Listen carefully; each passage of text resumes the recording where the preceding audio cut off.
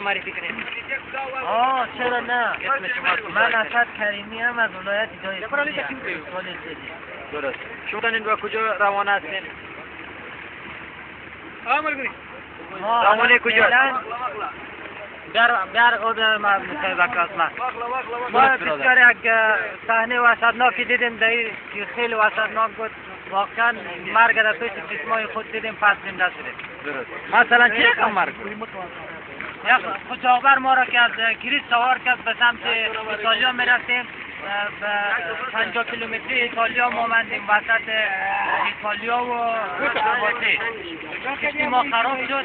ما 6 روز در مابین همین کشتی ماندیم. 3 روزش گشنه و تشنه بودیم که خوشبختانه کشتان ما بودن که کشتی ترکی که از 1 کیلومتری ما فاصله داشت حرکت کرد رفت از اونا کدام آب غذای چیزی بر ما گرفت آوردن. پس پلیس جهانی تماس گرفتیم آمد ما را نجات داد که خوشبختانه کدام مشکل خاصی نداریم. فعلا ما را گرفتن میبرن. جهان سپاس آقای از شما پیامی داشته باشین برای افغانای ما. ما برای افغانای عزیز یک پیام داریم که اصلا فکر اروپا را نکنند.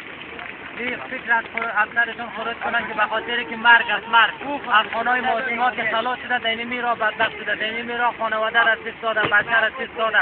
کلی بدبخت و بدبختی ما دینمی را اروپا خواهش میکنم از جوانا که اصلا در ایران نبیاید. تشکر از شما جانم. آقا شما میتونید خدا معرفی کنید؟ جوانی از ولایت دایکنی قریه خیده ولسوالی خیده قریه کورگان.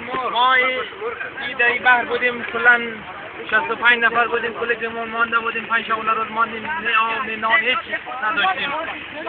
کشتی خدا به ما رساند. کشتی خدا آمد اینجا یکان نانی داشت خوردیم. خلاصه کلی برای دور بحر به لرزه در آوردیم. درست است. کلی کشتیاش خبر دادیم. درست است. درست است. کلی کشتیاش. درست است. و این دیگه بسیار سختی ها کشتیم. اگه بگم که هیچ نموشه دیگه. درست است. درست است. خب آقا شما میتونید خود یک پیامی داشته باشین برای جوانان ما برای جوانان پیام دارم. اگر کدام وقتی خواسته که خودکشی کنه درست. نتونست که بکشه خودش برای به اروپا. درست. اگر میخواست زندگی کنه هیچ نیاد. واقعیت است دیگه بدون درست است.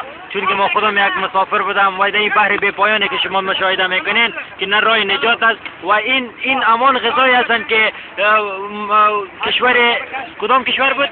کرواسی بود بر ما داد. واقعا ما